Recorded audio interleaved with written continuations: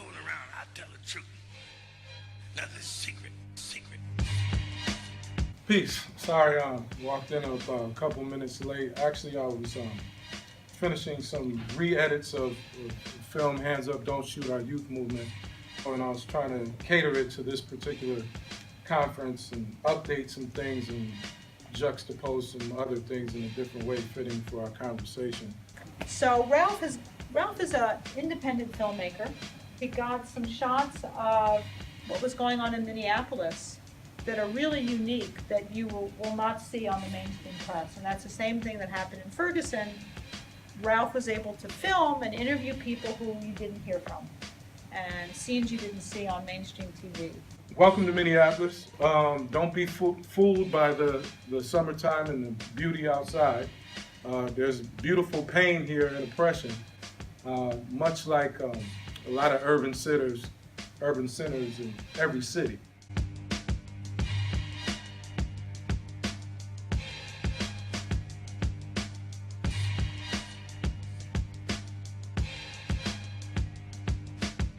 So I would actually ask you to explore outside of the university area. This is really convenient. It's on the transit line, and we'll definitely talk about some areas to go to just kind of gauge the pulse of the city and make your own assessment of what's going on. And in the end, Ferguson is about every town. It's about Baltimore, it's about Ferguson, it's about this town. And so I think more than ever we need to talk about it.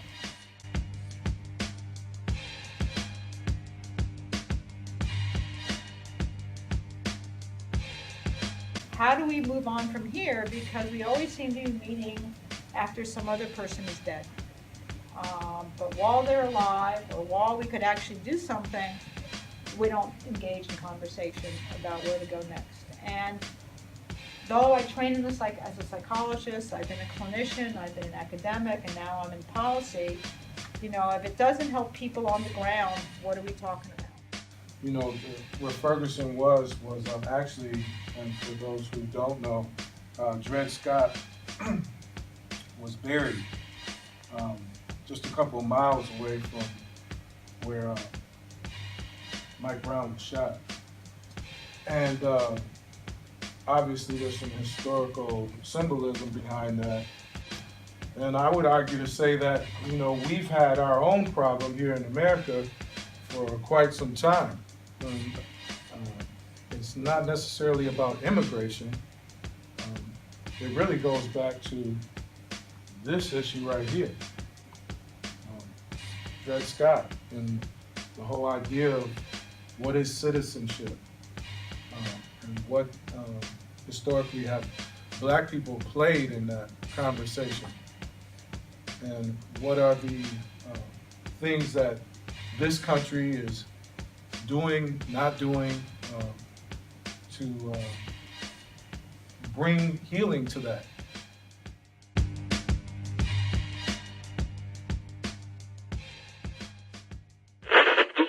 David Shea. I'm an assistant professor at the University of Maryland, College Park.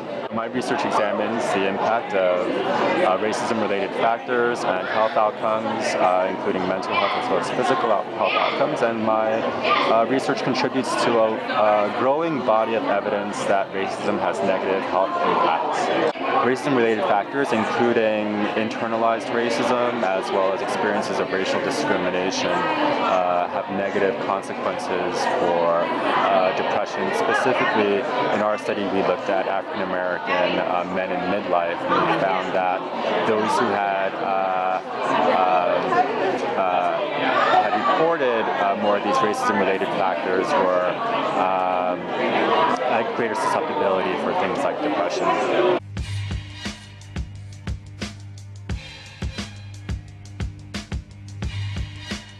And I want to just kind of cite a statistic here again in the city's paper. The headline is Minnesota battles surge in suicides with database.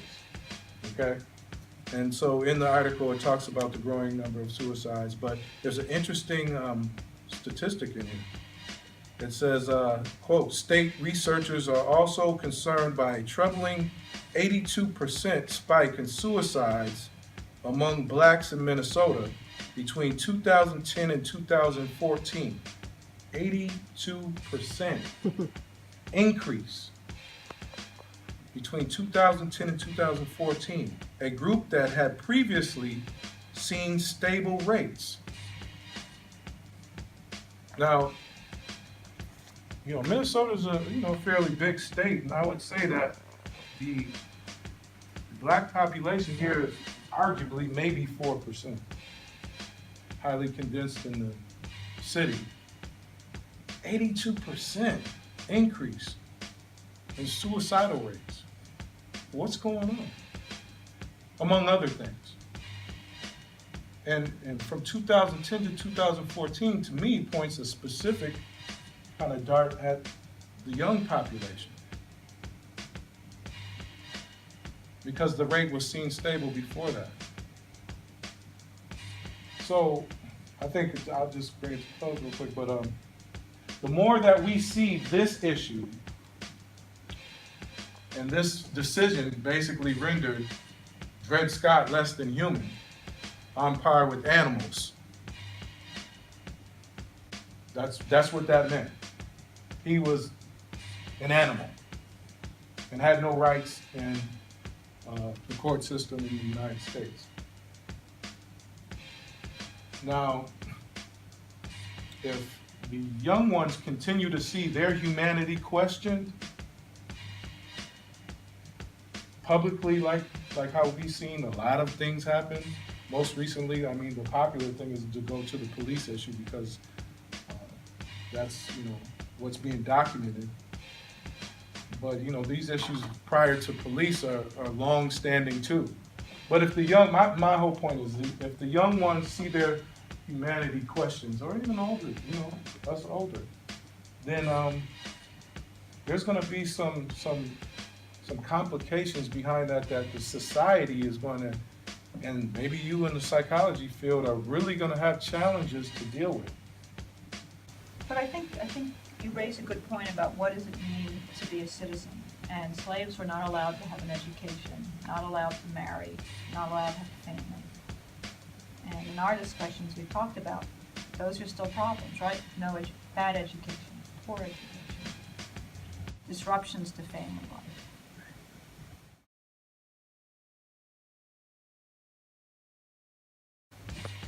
We use denial a great deal of the time to cope. But begin talking about how this relates to what you do and what you're feeling. All of us here, you all are committed to social justice. You're here at the SPSSI meeting.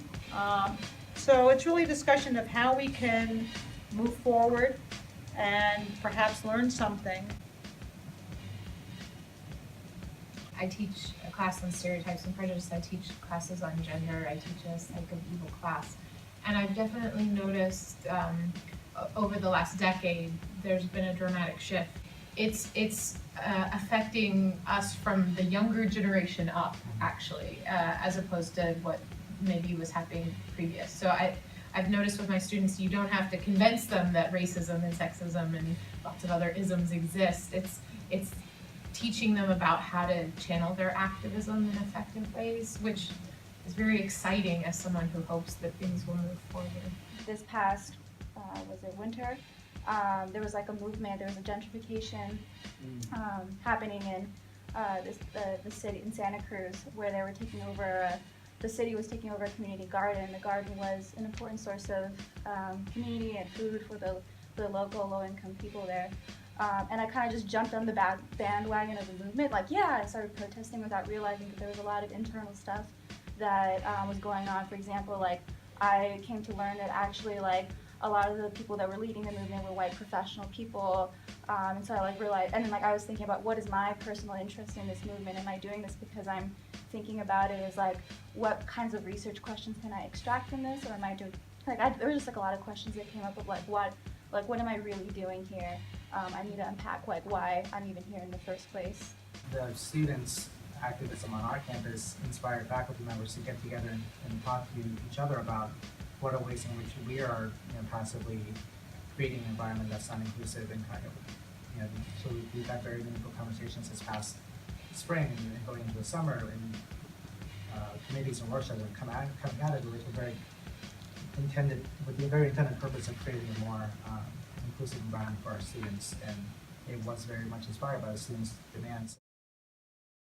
We're gonna actually screen some clips of the documentary film Hands Up, Don't Shoot Our Youth movement, and some of it comes from the film, some of it is more updated just for this, like I said, and then we can actually discuss some of the contents and see what we can do moving forward as a group. All right?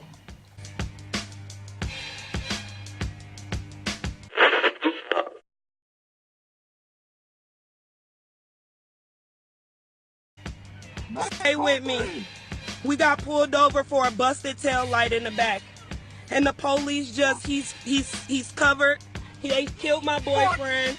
He's licensed, he's licensed to carry. He was trying to get out his ID and his wallet out his pocket, and he let the officer know that he had a firearm and he was reaching for his wallet, and the officer just shot him in his arm. We're waiting for a back. I will, sir. No worries. I will. He just shot his arm off.